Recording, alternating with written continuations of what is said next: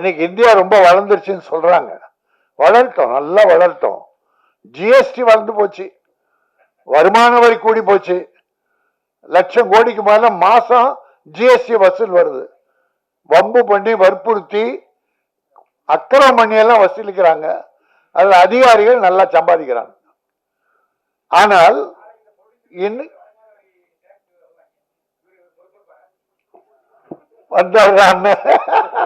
அண்ணே வாங்கினேன், ஏத்துறோண்ணே, ஏத்துக்கலாண்ணே, வாங்கினேன். எது நீங்க சொல்லிட்டு வந்திருப்பீங்க, நீங்க இல்ல இல்ல இல்ல அத செட் பண்ணிட்டு தான் வந்திருக்கீங்க. செட் பண்றதான அண்ணன் வேலை இல்லண்ணே. அண்ணன் இருக்குண்ணே, நிறைய பவர்ண்ணே, அண்ணனுக்கு இல்லாத பவரா? நீங்க எடுத்திருக்க சப்ஜெக்ட் சாதாரண சப்ஜெக்டா? நல்ல சப்ஜெக்ட் அண்ணே. உட்காரு உட்காருங்க, நான் எடுக்கல, நான் ஒரு சப்ஜெக்ட் எடுக்கல, உட்காருங்க. இது இது நான் பேசுவதற்குரிய நேரம், நான் பேசுவதற்கு ஒரு நேரம், இது நான் பேசுவதற்கு ஒரு நேரம்.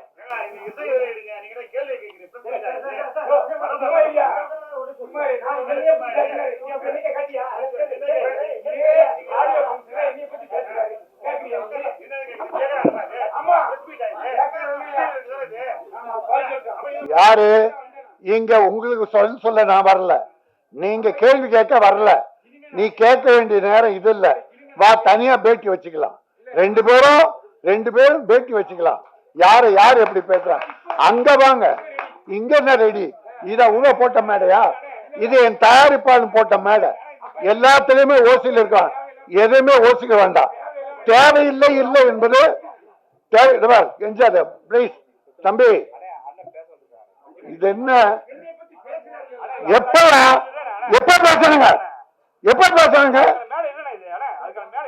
நீ ஒவ்வொரு தாய்மார்களை கேவலப்படுத்திட்டு இருக்க, ஒவ்வொரு தாய்மார்களை நதியோட கேவலப்படுத்திட்டு இருக்க. பெட்ரூமை பத்தியே பேசுற, பெட்ரூமை பத்தியே பேசிட்டு இருக்க, அசிங்கப்படுத்த வேண்டாம்.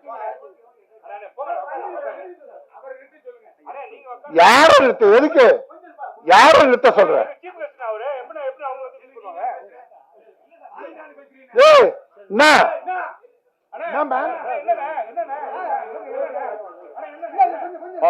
வேற ஆளுகிட்ட வச்சுக்கோங்க, எல்லாம் வேற ஆளுகிட்ட. போட எச்சக்காரன் நாய் இருக்க. நானும் அதுக்குதான் பண்றேன், இல்ல இல்ல.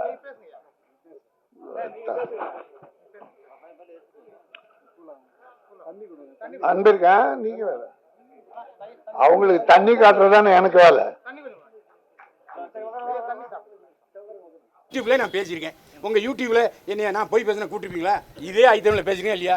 நீ அங்க வேலை செய்யலப்போ நான் சொல்லி நீ அங்க போய் வேலை செஞ்ச இல்லைன்னு சொல்லு, சேலஞ்சு. புரியுதா? நான் என்னை அங்கே கூப்பிட்டு பேசிட்டு இருந்தாங்க. அண்ணா உங்கள் ஆஃபீஸ் இருக்குது, அவ்வளோ தூரம் என்னால் வர முடியாதுங்க, இங்கே பக்கத்திலே நான் பேசிக்கிறேன்னு சொல்லி போனேன். எப்பா அங்கே ஐத்தமில் காலியாக இருக்குது, உன்னை போன்னு சொன்னேன் இல்லையா? நீ எப்படி குண்ட கம்ட்ட கேள்வி வைக்கிற?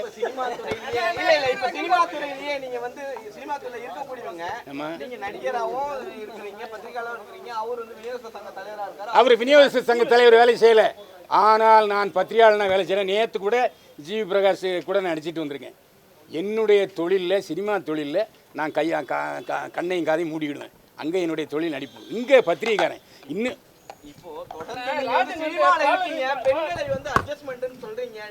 அட்ஜஸ்ட்மெண்ட்னா என்ன தெரியுமா? அட்ஜஸ்ட்மெண்ட்னா என்ன தெரியுமா? கணவன் மனைவிக்குள்ள, அண்ணன் தங்கச்சிக்குள்ள அட்ஜஸ்ட்மெண்ட்ங்கிறது இப்படி பேசிக்கிட்டு இருக்கேன். நான் அட்ஜஸ்ட்மெண்ட் பல பேசிட்டு இல்லையா? இதான் அட்ஜஸ்ட்மெண்ட். அட்ஜஸ்ட்மெண்ட் ஒருவருக்கு ஒருத்தர் விட்டு கொடுத்தல். அது நீங்க தப்பா எடுத்தா என்ன நினைச்சுவேன்? அவர்கிட்ட போய் கேளுங்க, அவர் சொல்லியிருக்காரு. யூடியூப்ல பார்த்துருக்கேன். இங்கே நீங்கள் யூடியூப் நடத்துறவங்க எல்லாரும் பார்க்கலையும் இல்லையோ, தினசரி எனக்கு வேலையே 2 மணி நேரம் என்னென்ன யூடியூப்ல என்னென்ன வெப்தொடரில் என்னென்ன போகுதுன்னு பார்ப்பேன். நான் உண்மையான பத்திரிகைக்காரன். நான் கண்டுபிடிச்சு சொன்னா இல்லையா? இல்லை எல்லாமே. இல்லை படம் நல்லா இருந்தால் பாதி படம் பார்ப்பேன், சொல்லவும் மாட்டேன். அதே மாதிரி இசையில வீட்டுலாக்கில் இப்போ என்னுடைய நேரடி குற்றச்சாட்டு 5:30 மணினா 7:30 மணிக்கு ஆரம்பிக்கிறாங்க. 2 மணி நேரம் நம்மளை சாப்பிடுகிறாங்க. அதில் கண்டென்ட்டே கிடைக்க மாட்டேங்குது. யூடியூப்காரங்களாம் சொல்லுங்கள், இந்த இசை வெளியீட்டு விழாவில் ஏதாவது கண்டென்ட் இருந்துச்சா? எப்போவுமே நான் பத்திரிகையாளர் நடந்துப்போங்க. அதில் எந்த சந்தேகமும் இல்லை. நான் 100க்கு 100 பத்திரிகையாக நடந்துப்பேன். இன்னைக்கு நேற்றுக்கு இல்லை, ராஜராஜ சோழன் காலத்தில் பதிவு எழுதிங்க. சிவாஜி கணேசன் நடித்த படம் அப்போ 10 பேர் தான் பத்திரிகையாருங்க. எவ்வளோ? ஒரு 4 பேர் வார பத்திரிகை, 5 பேர் டெய்லி பத்திரிகை. அதில் நான் ஒருத்தன். நீங்கள் இது வரைக்கும் சாப்பாடு மேலே இருக்குது, போய் சாப்பிடுங்க சொன்ன ஒரு தயாரிப்பாளர் உமாபதி. உன் சோறு வேணாம் ஒன்றும் வேணான்னு வெளியே போனவங்க நாங்கள். ஆமாங்க, அப்படி தான் பத்திரிகாரன் இருந்தான்.